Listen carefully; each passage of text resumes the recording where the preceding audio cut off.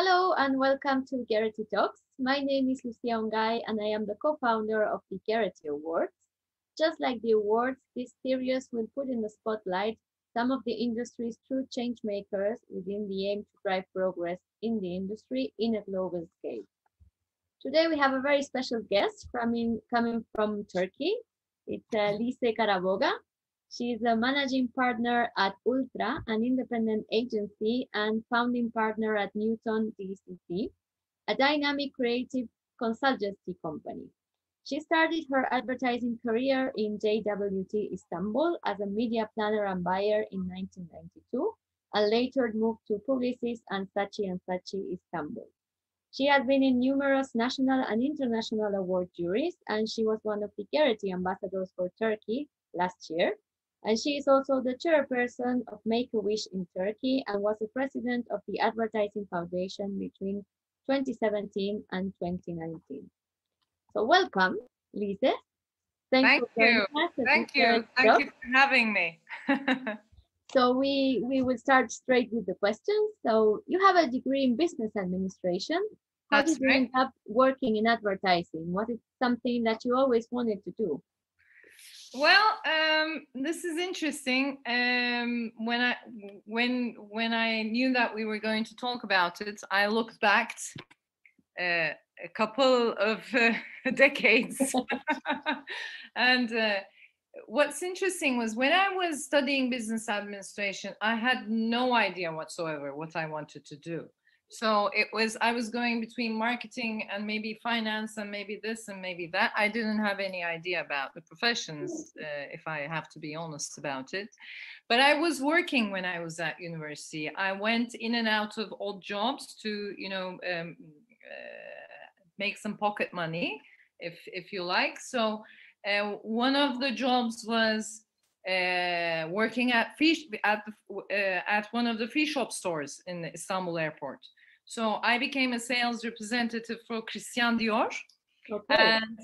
And one other job that I did was being a guide, a part-time guide. And what was, I mean, I used to work with one of the big travel agencies in Istanbul, and this was an agency who also organized incentive things and also some fairs and conventions. And they would send me into jobs which were like, being a hostess at one of the fairs. And so this was like a one-day job and you would get paid over it. And obviously this was much easier than the free shop, which had a heavier schedule, and I couldn't have it work with the exams and everything in university.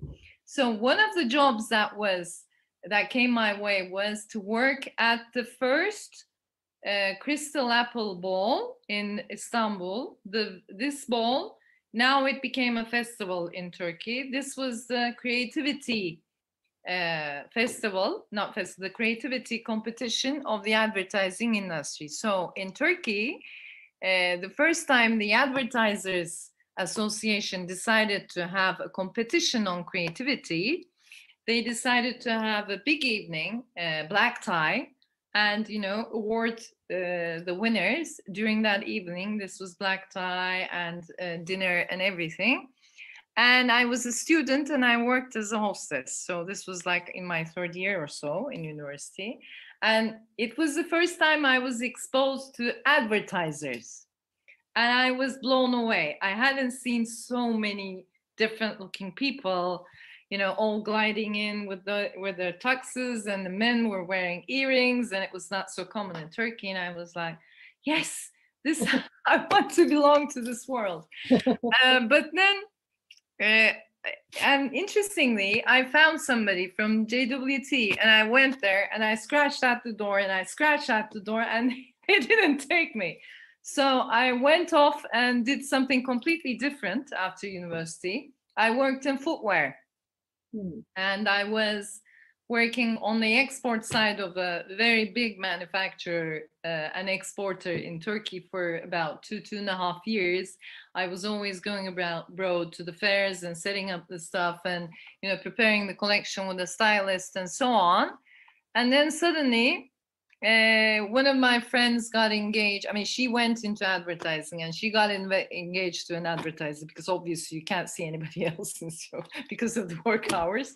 And I was invited to the ceremony, and again I was in a black tie environment with the advertisers. And I said, yes, this is.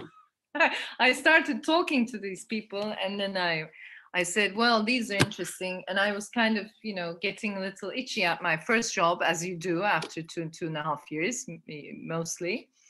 And I said, well, I would love to have a try. And then this time JWT, because these people were mainly JWT people, and there was an opening and I was invited to an interview. But this was a media position. Not that I knew anything about it, so I didn't know how to evaluate it. And they said, I didn't know advertisers were the best sellers, so they sold me the position, telling me this is the future of advertising. And I said, okay, this is where I want to be. And so that's how I started, actually. This was in 1992, I think. And then it went on. It's like I got the bug after that.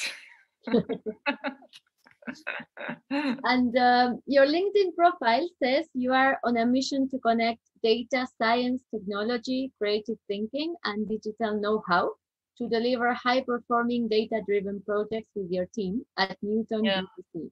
What new technologies do you find most exciting to help you in your mission? And do you have any special ones that have captured your attention lately? Well, it goes two ways for me. One, the answer to the direct question is at the core of Newton DDC, which is a company that I have founded with my two partners like almost 2 years ago. And the technology is based on the algorithms that make it possible to produce dynamic banners. So there are many different infrastructures and softwares that can be used. There are like at least 5 or 6 big ones in the world. It depends on, what the media agency or what the advertiser is working with. We are fluent in most of them as Newton. So what actually interests, and obviously, the more the and I believe that these softwares will develop because they will learn more and more along the way.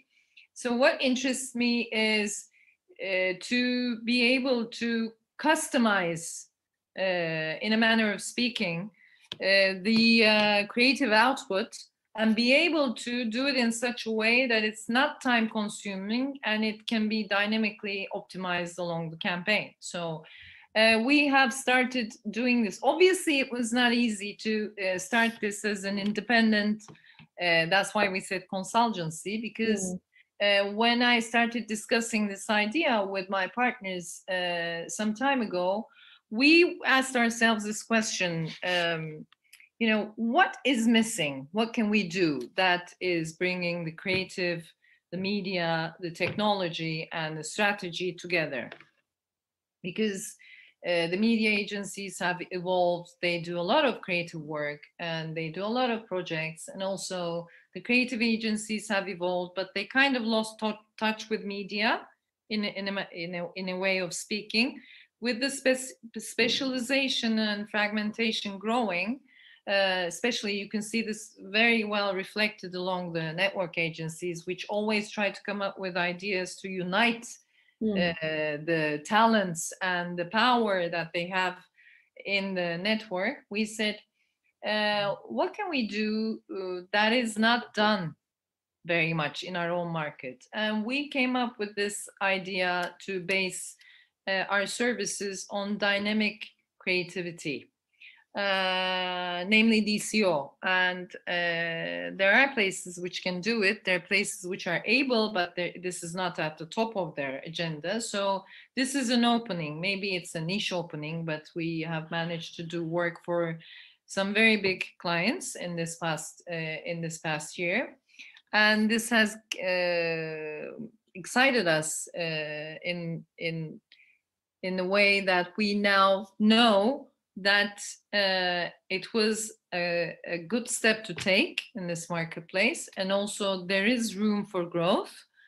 And we might even be considering, putting dynamic at the core and then maybe extending our services along this and maybe add some other products and services to it. So we are not a company which is producing technology, but we are using technology and we are adding strategic thinking and media knowledge and creative output to it, if you like. That's one way to look at it. So obviously, the way digital marketing is evolving and all of the technologies which are involved in this is very, very interesting to me because And of where I'm coming from age-wise. I'm not naturally fluent in this, so I became a student once more, and now I'm studying.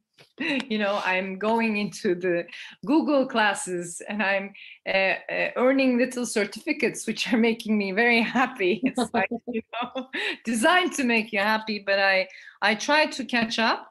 But obviously, my technical knowledge will never be as deep as my colleagues and my friends in Newton that are coming from media and coming from the data side of the business. Well, and are you working in any campaigns that you can tell us about?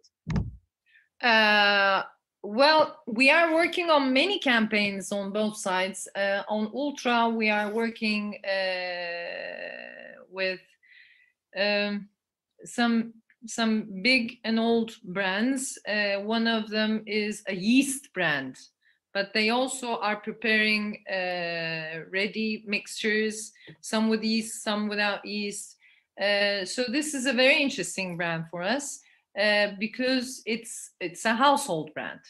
The way I look at advertising is the type of brands that an agency has really shapes the way the agency develops, because every brand teaches you something. And being so close to a household brand with a brand which is in their everyday life, if you like, is gives you different type of perspective.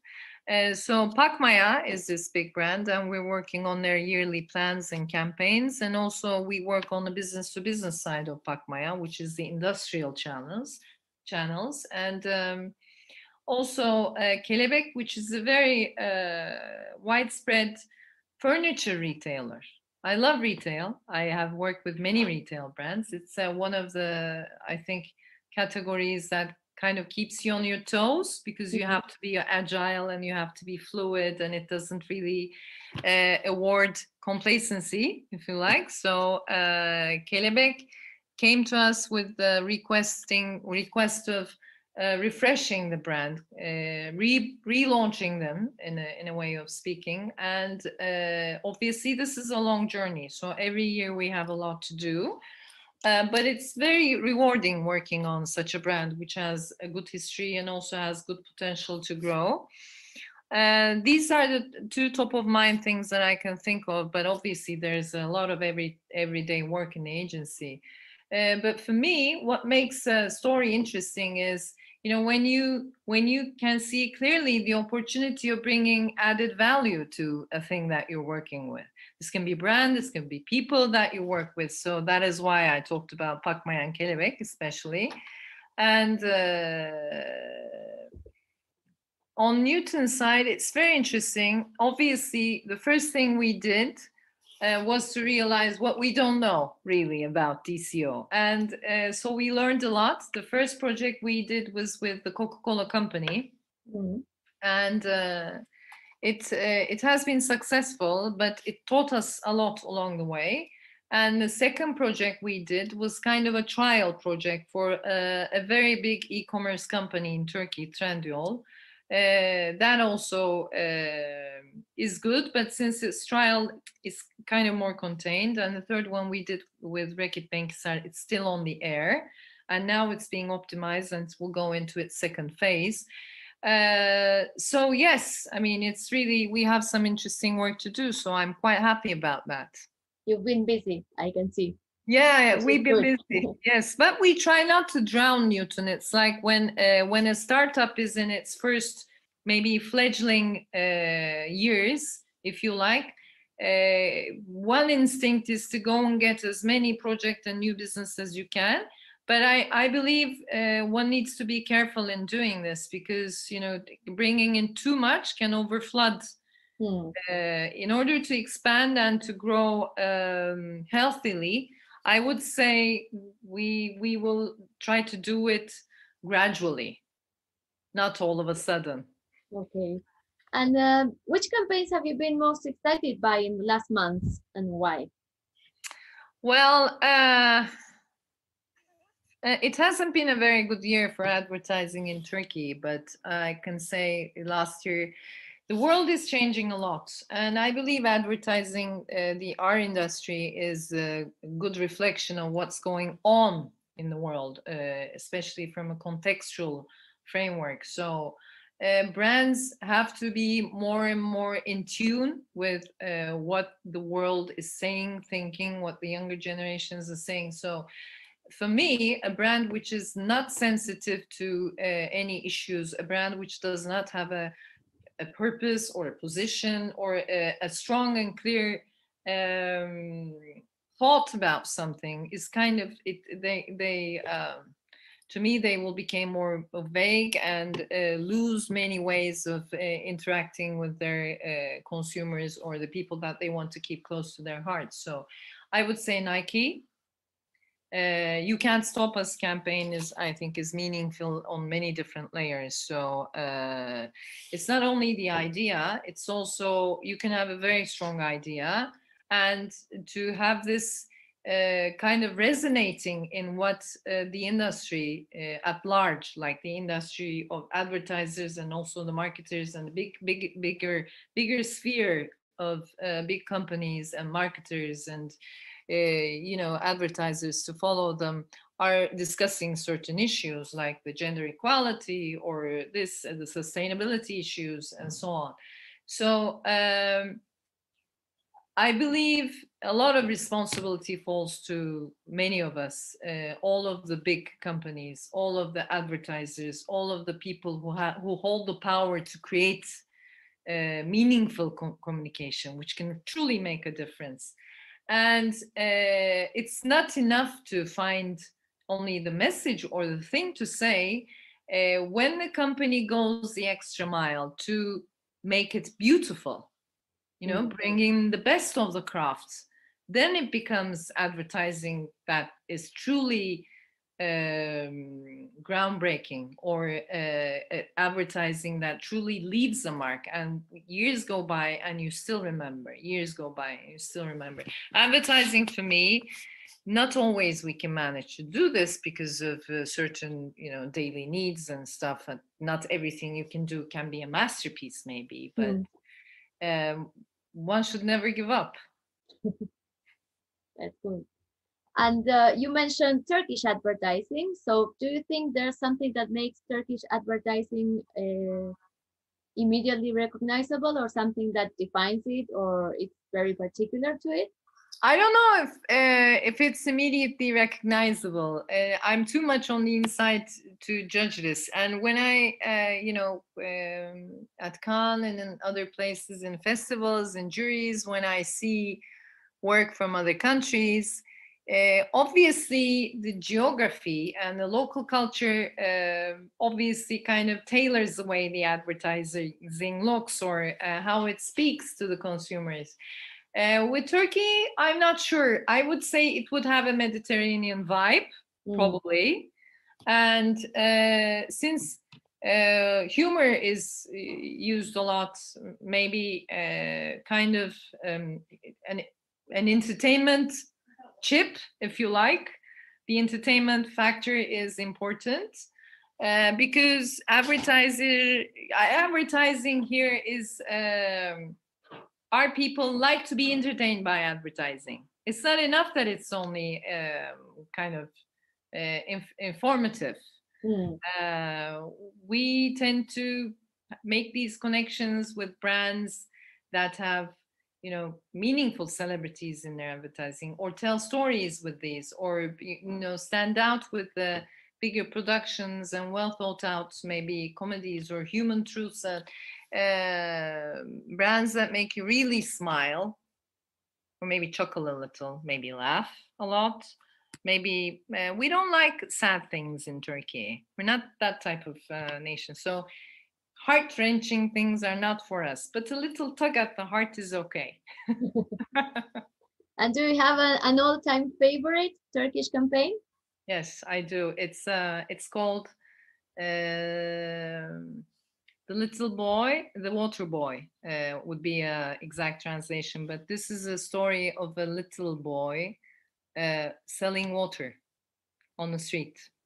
So he starts with, the movie is black and white. It's done beautifully. The director unfortunately passed, but he was a huge talent, and he shot it in such a way that you would feel every step of the way how the boy is feeling. So he would sell a glass of water to these very grown up and very, well dressed men, bankers, if you like, because this is a commercial for a bank. And he would then open his palm to receive this one coin as payment of them, and then you would see it from above. So you would see his little palm open and he's looking upwards towards us. So this went on and went on, and when he had enough money, he went away and he bought some stools and he bought an umbrella, and this time the people started sitting and drinking their water, and he grew his business. And then the bank said, in our business, it's very important to serve. The better you serve, the more customers you have. And as Garanti Bank, we believe in bringing in every penny we make back to the banking business. So this was maybe one of the first times that brilliant storytelling was used in Turkey to actually convey the vision and the philosophy of a bank, a big corporate bank. So actually, this is a corporate story, but told through brilliant storytelling, through the story of a little boy. So and I think it was unchallengedly in the top of the top list in Turkey for many advertisers for years. Maybe now, you couldn't put it on air as it is, but I think the story still works. Do you remember how long ago it was done, more or less? It was done in 2000 and I think 5 or 6. Okay. Yeah. Okay. But it's still my all-time favorite.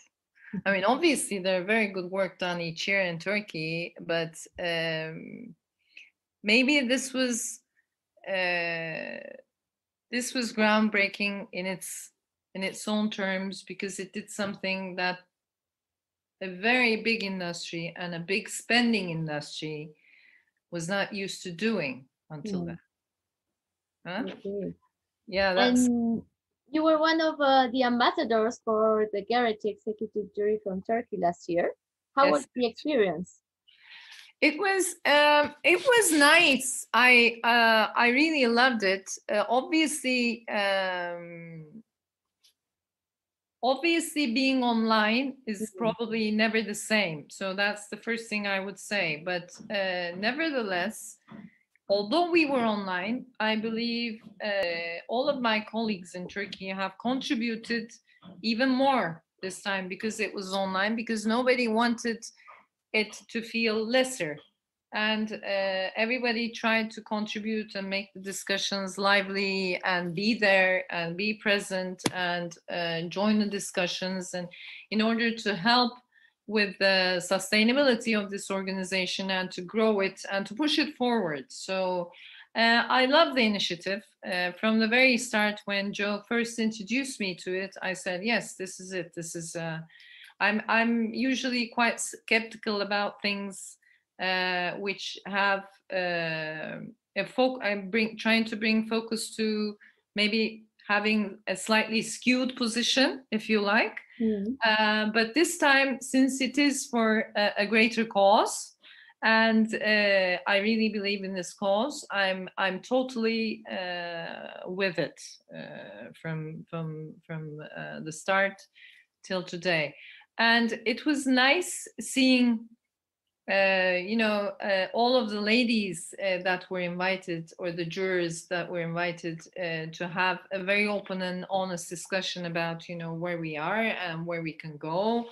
Usually people that sit around jury desks and maybe competing in a way at the same time.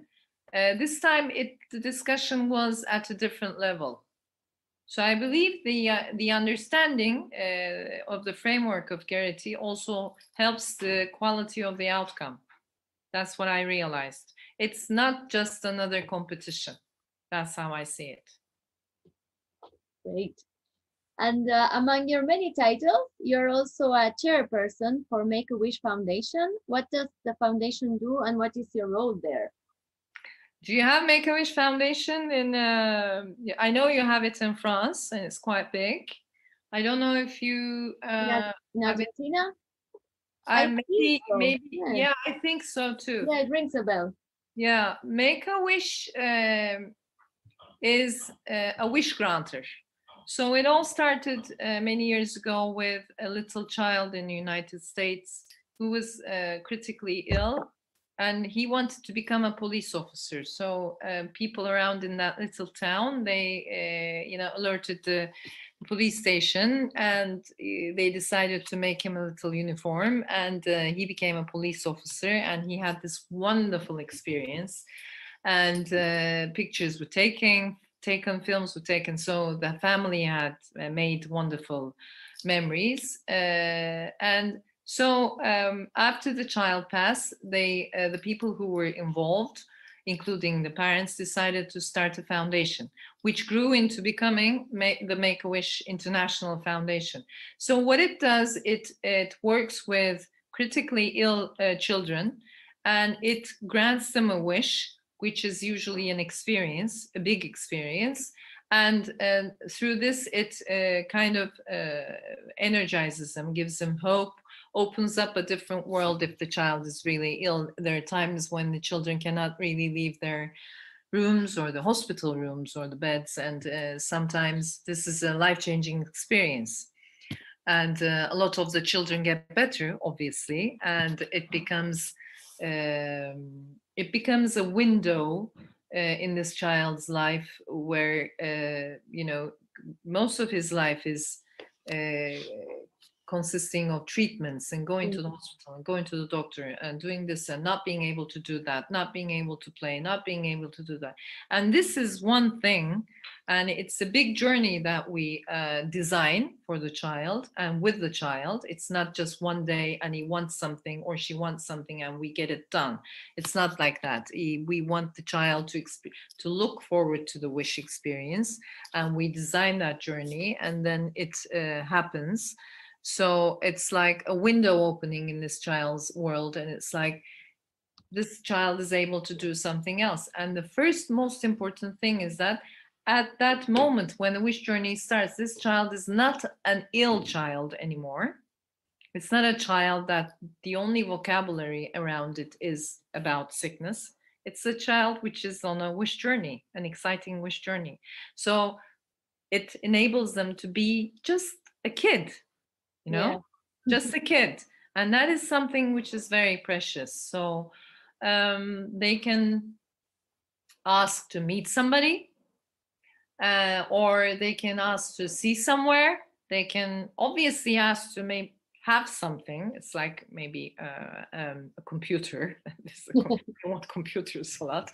And they can ask to become something like Spider-Man or Superman or I don't know, police officer. How do you make that happen, to become Spider-Man? Yeah, well, it's a little bit more challenging than becoming a policeman, right? So what we do is, we it can be done in a few different ways. One way is to ask the child what he wants and what's his dream wish. But sometimes the children are very little, and when they're very young, it's very difficult for them to articulate what they want. So another thing is, if this is a sponsored wish, if this is a company which is doing it, And if the company is kind of using this as an incentive exercise, they sit down and they work on a script. Mm. And Okay. then they play out the script. So they, get all the costumes and do the stuff and so on. For instance, when I was the CEO of Saatchi, one of the Wish children wanted to be a Formula One pilot. So what we did was we asked the Formula pist in Istanbul, and they said, "Okay, great." And they gave us a pilot, and we had a little costume made for our little man. And we brought people over to cheer. We had flags made, we had posters made. So he spun around the racing track, and then he became the champion, obviously. And we had this, the first place, the second place, and the third place boxes ready for him. So he went up to the first place, and everybody cheered him. So we organized all these people to go and cheer him there. And and we made this little cup that he could hold up in his hands. But the whole script was written by our people, and we kind of a lot of the agency people took part in playing these guys, or the people who were doing stuff at the racing track. So that kind of thing. Or once another kid wanted to be a princess, and we rented all the costumes.